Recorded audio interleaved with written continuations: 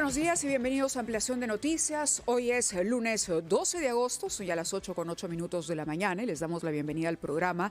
Hay sin duda una cantidad de temas por tratar, pero nos vamos a abocar de inicio y rápidamente al problema en Venezuela, a la situación en este momento que se vive en Venezuela, porque más de 500 parlamentarios han emplazado a los presidentes de Brasil, Colombia y México a defender la democracia y los derechos humanos en Venezuela, teniendo en cuenta, por supuesto, que estos tres países tendrían, digamos, una vía mucho más fácil para acercarse al régimen de Nicolás Maduro y eventualmente iniciar o proponer una transición, dado los resultados que hemos conocido y que cada día son más evidentes para el mundo de las últimas elecciones. Nos atiende Fernando desde Santiago de Chile, el diputado Diego Schalper, si no me equivoco en pronunciar su apellido, Sepúlveda, de Renovación Nacional. Diputado Schalper, he pronunciado bien su apellido. Buenos días. Extraordinariamente bien. De acuerdo, muchísimas gracias. Con esa venia, entonces, empezamos la entrevista. Fernando. Buenos días, Mávila. Buenos días a quienes nos siguen por televisión, radio, redes sociales. Buenos días, diputado Schalper. Lo propio de esta carta que ha sido firmada por 500 parlamentarios de América Latina y de Europa es que no intentan alinearse con una posición política, más bien recogen de todo el espectro democrático, ¿no? Es el caso en Chile, Exacto. es el caso en el resto de los países. Son 500 firmas. ¿Espera una respuesta usted de los presidentes de Brasil, Colombia y México? Bueno, saludarlos primero, saludar a nuestros Buenos auditores. Mire, yo lo que espero, para serle franco, Fernando, es seguir haciendo presión internacional, porque eso es lo que tenemos que hacer los países que estamos dentro del espectro democrático, para que aquellos mandatarios, especialmente el mandatario de Brasil, pero también el mandatario de México y de Colombia, que son los que tienen mayor capacidad de influir por varias razones, pero principalmente porque mantienen canales abiertos con el régimen de Nicolás Maduro, hagan lo que tienen que hacer para que se acabe la dictadura en Venezuela. Y por lo tanto, mi posición, y no solo la mía, sino que la del Foro América Libre, en la cual participa también Marisol Perestello, es que tenemos que empujar todas las herramientas que tengamos para que se produzcan dos hechos políticos importantes. El primero es ya un reconocimiento del triunfo de Edmundo González, que después de las últimas declaraciones del Centro Carter, ya la verdad que parece una cosa bastante indiscutible.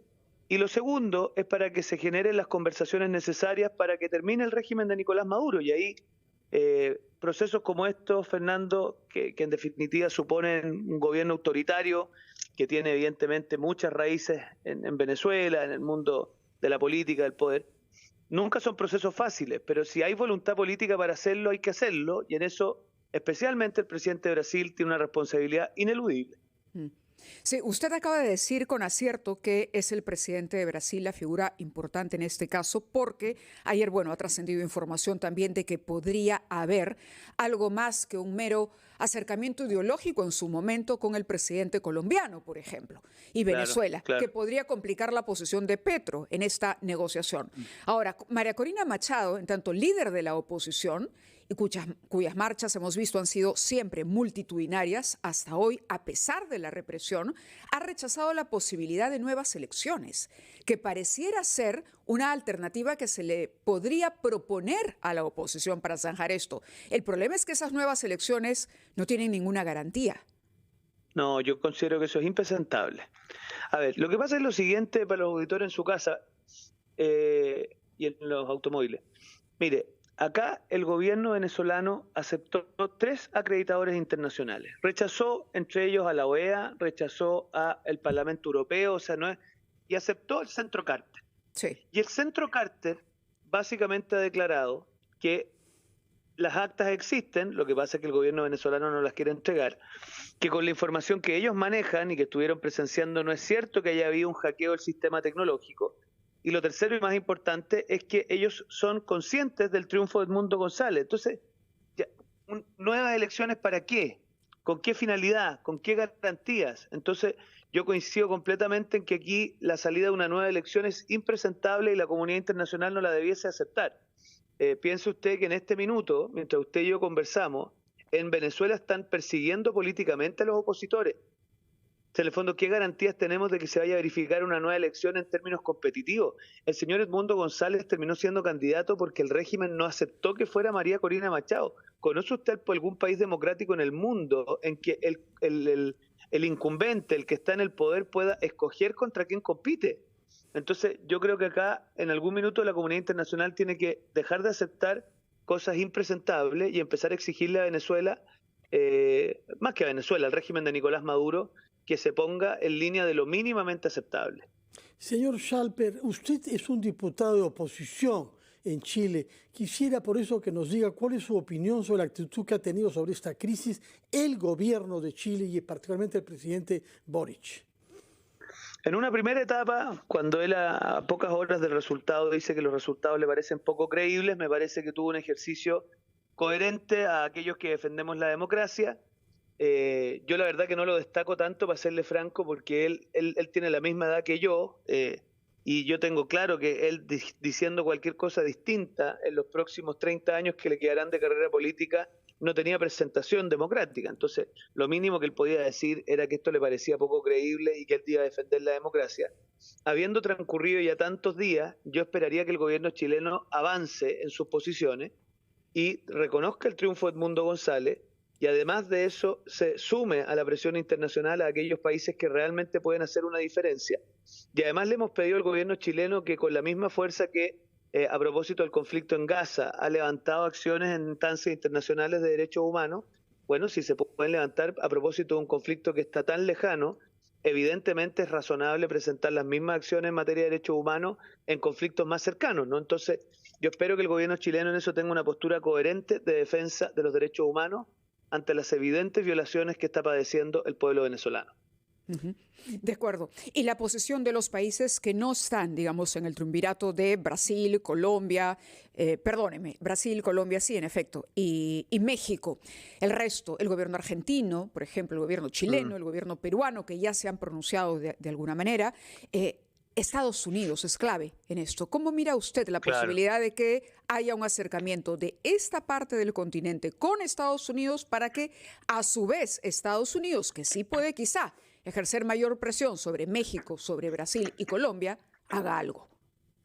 Bueno, he visto que han trascendido algunos planteamientos de darle amnistía al señor Maduro. Así es. Yo en eso, para serle franco, que se den los términos que hayan que darse, porque el futuro de Maduro para mí es un accidente, es accidental, es accesorio, por decirlo así. Lo realmente central es que en el fondo él entregue el poder y respete la voluntad del pueblo venezolano. Entonces, yo confío que el gobierno del presidente Biden va a jugar un rol en esa materia, y que por lo tanto todos los esfuerzos que podamos hacer para mantener la presión internacional es muy importante. Mire, yo le voy a confidenciar una cosa. Hablé personalmente con la jefa de la misión del Centro Carter en Venezuela y le planteé la necesidad de que ella viniera a exponer al Parlamento chileno, y ella va a exponer personalmente, o sea, personalmente en el sentido telemáticamente, pero ella en particular, en el Congreso chileno, y yo le sugeriría a los congresistas peruanos que hagan lo mismo le he planteado a congresistas mexicanos y colombianos, para que en definitiva la presión internacional se mantenga. Si lo que está apostando el régimen es que con el paso de los días se vaya debilitando la presión internacional y el régimen se instale de facto. Eso es lo que no podemos permitir. Muchas gracias, señor diputado. Sabemos que está ocupado usted, así es que no lo queremos retener ni separar de sus actividades, pero gracias, señor Diego Schalper Sepúlveda, recordando que usted es miembro de Renovación Popular, Renovación Nacional, disculpe usted, es un error peruanamente condicionado, disculpe usted, pero que ha tratado de promover esta carta firmada por 500 parlamentarios de varios países de América Latina y de Europa para facilitar y presionar hacia una salida democrática de la crisis venezolana, de manera que, como dice usted, no se concrete el fraude electoral cometido el pasado 28 de julio. Muchas gracias y muy buenos días, señor. Mire, permíteme una frase final, Fernando. Por favor. Mira, porque uno se pregunta, ¿por qué tanta insistencia desde Chile, desde Perú? Primero por una cuestión de convicción democrática, pero también porque se estima que la ola migratoria que podría salir de Venezuela en caso de concretarse el fraude sería gravísima para nuestros países. Y incluyo entre nuestros países, por supuesto, a Perú y a Chile. Entonces, a los auditores que están en tu casa, no solamente esto reviste un interés desde el punto de vista de los principios democráticos, sino que también la convivencia en Latinoamérica tiene una tarea fundamental en este punto. Así que sigamos peleando estos temas. Muchas gracias, Sin pero duda. no se preocupe por el Perú, porque 91% de los peruanos, según una encuesta publicada ayer, consideran que Maduro está usurpando el poder en su país. De manera que mucha conciencia en este país existe. Sabemos que en Chile también. Muchas gracias, señor Muy bien. Salpe. Muchas gracias. Que les vaya bien. Buenos Buen días. día. Buenos días. Bueno, hemos escuchado a este diputado con esta iniciativa. Vamos a ver si contribuye junto a otras a poder resolver el problema de Venezuela. Hemos recibido, entre tanto, a la ministra de Comercio Exterior y Turismo. Conversaremos, Mávila, con ella después de la pausa. Hacemos una pausa a las 8:19 y regresamos en Ampliación de Noticias aquí en RPP, la voz de todo el Perú.